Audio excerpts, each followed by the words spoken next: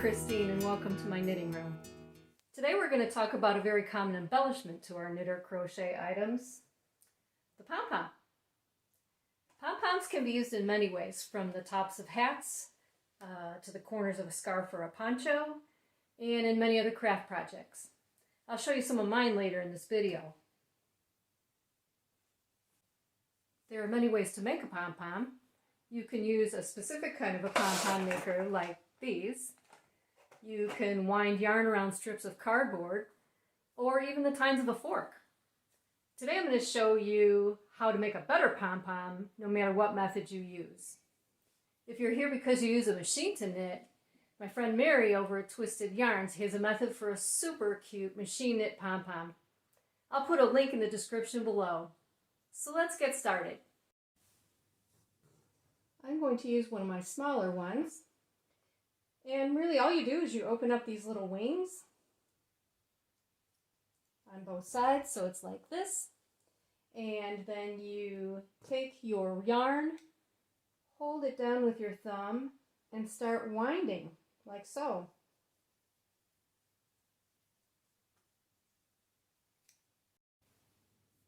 This is a sport weight yarn, so it took about 80 or so wraps to get this full. Basically, you want it so full almost that it almost doesn't want to shut down all the way. And then clip your end and start the other one. And I do kind of keep a little rolling count as I'm winding. 1, 2, 3, 4, 5, 6, 7, 8, 9, 10. It doesn't have to be precise, but you do want approximately the same amount of yarn on both sides, or you're going to have a little bit of a lopsy pom-pom. When you have both sides wound with enough yarn so that it seems nice and thick, then we're going to use a very sharp scissors to cut around the inside of this, between the two wings. So this is a pair of embroidery scissors. They're nice and sharp, and they have a nice fine point. And you go in from one side here, like so, and just begin to clip.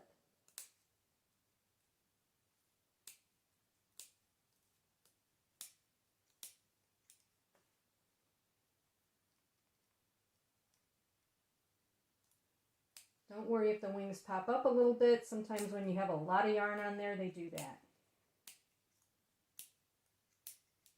So I have cut on both sides. I've cut around, all the way around on both sides. And now we're going to tie it.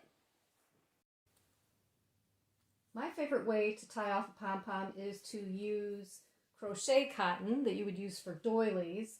It is, I think this is maybe a size 20. And the reason I use it is because it's really, really strong. It's thick enough to hold, and it will tie down very tightly. You can use pieces of matching yarn to tie your pom-pom off, but very often they don't get down there, they don't grip it tight enough, and you can have pieces of yarn pulling out. I have heard that some people use dental floss or other forms of a really tight thread. I like the crochet cotton. I mean, there's miles of this stuff on this little ball here. You could make pom-poms for 100 years. I have cut myself about a 12-inch, a little more than 12-inch length of the crochet cotton. And what you do is take your pom-pom maker and you're going to wrap this crochet cotton in between these two rounds and pull them through to the other side. Then you're going to knot this. So the best way to do this is what is often called a double overhand knot or a surgical knot. It starts with just one overhand knot, just as if you were starting to tie your shoes, and then you do one more overhand. So now it is crossed over twice. And then when you pull that tight, you can pull that as tight as you can. You'll even feel it tightening up around the yarn. Then I flip it over and bring the crochet thread ends to the other side, and then I make another double overhand knot or surgical knot. So over once, over twice, and then pull tight. And when you pull this one tight, you will really feel it locking in on those yarn fibers. And then to finish that off, I just do one more little overhand knot. Oops. Theoretically. One more overhand knot to kind of lock that second surgical knot in place. And that's it. That's all there is to tying them off. Now the fun part is you open up the wings.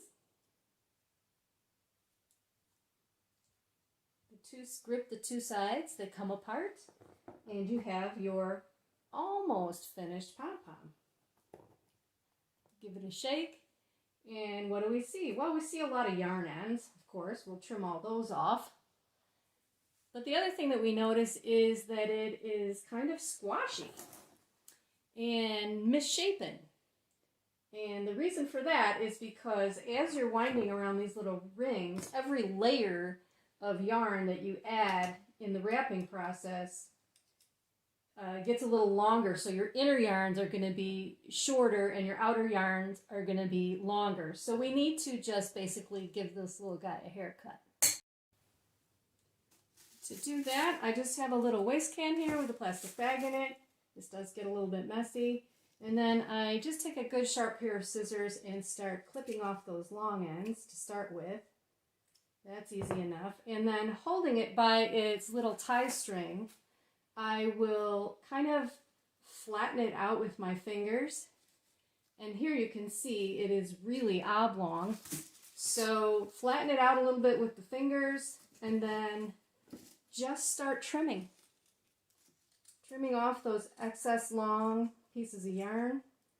Any little odd ones that you see sticking out.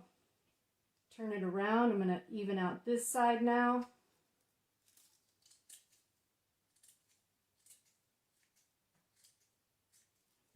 And then give it another shake and fluff it up, and it looks much better already. I will then go over it again with the scissors and just nip off any of those little ends that are sticking up, and there you go. It's a pretty nice round pom-pom. Pom-poms are my favorite way to use up scrap yarn. Little ends left over from projects that you've finished. You can custom make a pom-pom to match any kind of hat you're making. It's a lot of fun, really. So here is one that I made with just a variegated yarn. It turned out really pretty, all the colors blending together. Here's a big one that I made just out of a lot of different colors, and I just hand-held all of these tiny scraps that I had left over from a project. Some of these were no more than a few feet long, but I double-stranded them. I held several colors together at the same time as I was winding, and it just came out really cute.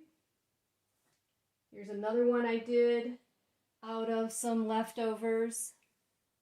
You can have all kinds of fun with them. Now, what do we do with all these pom-poms? Let's take a look. Here's a crocheted star-shaped blanket I made. I think a pom-pom on each point was just the right finishing touch.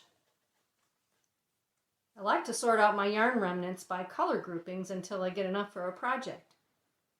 Here's one I did in blues and purples. The valance is granny squares, and the pom-poms are threaded onto a piece of yarn that's hanging off the bottom. Here's the smaller one, and these are hanging right here in my knitting room. I had enough remaining blue and white yarn for this moon-shaped wall hanging. The pom-poms are threaded through a crescent-shaped cardboard cutout that's attached to a metal ring. I had a small bag of nice fall colors, so I made a wreath for my front door.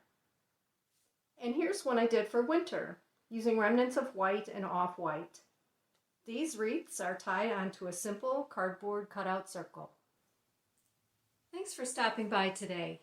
If you enjoyed this video, please click like and subscribe. See you next time!